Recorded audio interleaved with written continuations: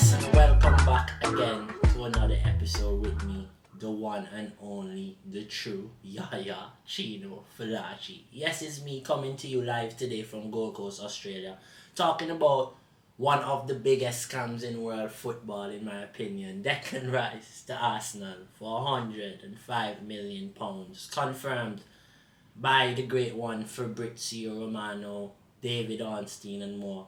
This has been going on for a while. This has been a rumor we have seen for a long time. And you know what? I must say, Declan Rice is a top midfielder, but not a £100 million midfielder. But then again, the evaluation on players aren't always based on their qualities. It's also based on how valuable they are to their club. And just like we see Manchester United paying $80 million for Harry Maguire, or Man City making a 65 plus add-on £1 million bid for Harry Maguire, um, like it shows that sometimes the value of players aren't always based on their qualities, but also based on how valuable they are to their club. So Declan Rice, DR41, yes, he will be wearing his number 41 at Arsenal. I think he fits the system. A few clubs were interested in Declan Rice. I think Manchester United was interested. Man City was definitely interested because they had a bidding war with Arsenal, which then why Arsenal had to pay that amount of money for Declan Rice. And you see, Man City lots of times getting in bidding wars for players that then lots of other clubs end up overpaying for these players. And Man City don't overpay for players. I don't really think yes, they paid 100 million for Jack Grealish, but let's be honest, Jack Grealish actually helped them win 2 of the 3 trophies this season. His numbers might not count. His statistics does not show for the large contribution he makes per game for Man City, and that's why he plays. So, where will Declan Rice play? Before we go there, let's just look a little bit back into Declan Rice's story. He's released by Chelsea as a young player, and then he ended up doing trials with Fulham and West Ham, ended up on West Ham as we know. Then he broke in first, he played as a centre back. I know he played a game at right back, left back. Then he played a few games as central defensive midfield. I remember even when he started playing there, people were wondering, what are they doing playing this guy there? But you can see the evolution, and people must give David Moyes praise because David Moyes took this guy from just an average player or to making him into a world class midfielder. And when I say world class, I don't mean I mean world class in terms of potential to be world class, because I think he does have that potential, and also potential to be one of the best in his position at that number 6. He has the ability to. Now, this is a great story for any kids watching to watch the story of Declan Rice. He moved from rejection. So, sometimes when you're young and your parents tell you no, you think, oh yeah, mom, dad, they don't love me, or, you think, oh, why they telling me no? But all the time, sometimes, yes, they can't afford it. But also, for those that can't afford it, that raise their kids, teaching them to hear the word no, it's good because, like, it shows them that rejection is a form of life, and, like, you can't be afraid to be rejected, because if Declan Rice grew up with the soft mentality of him being rejected, he would never ever become West Ham captain, be playing in the World Cup, get into the Euro finals. Like, he would never be now making a big move to one of the biggest clubs historically throughout Europe and in the Premier League. So rejection is a part of life, and you have to be willing to take that on your back and not feel down on yourself and think is a negative, but see it as an opportunity and a way for you to be better, get better, and try to always be better. Now, how and where do I think he fits in at Arsenal? I think he would play. Arsenal can do two things.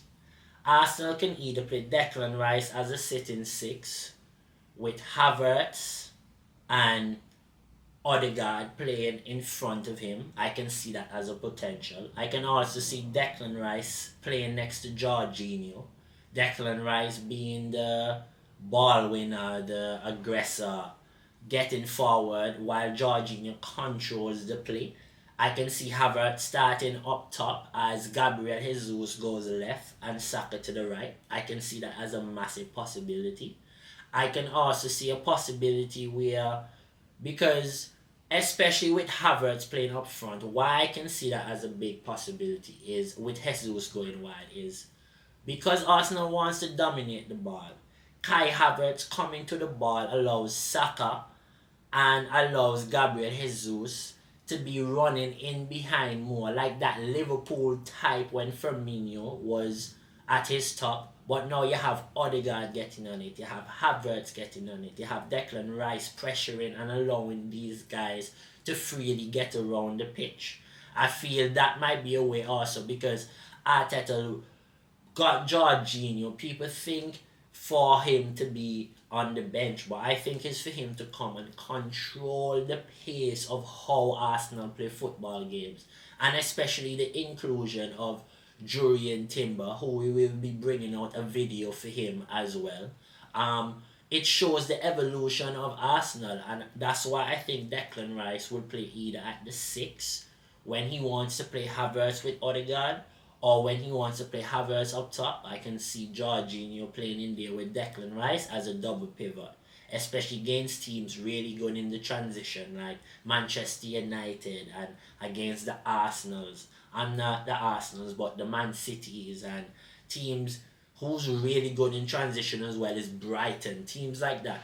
Aston Villa, I can see that double pivot coming. Does he evolve Arsenal team? Will he start for Arsenal? You don't pay $100 million for a player and put him on the bench. So he's definitely going to start for Arsenal.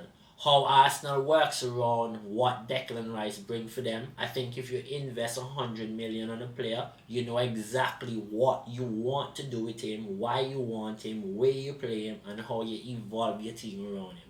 And that is a big move for Declan Rice because Arsenal is saying, I want to evolve my team around you, Declan.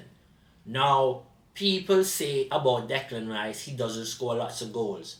For me personally, the position he plays one in a team, West Ham, right? West Ham is a very defensive minded team.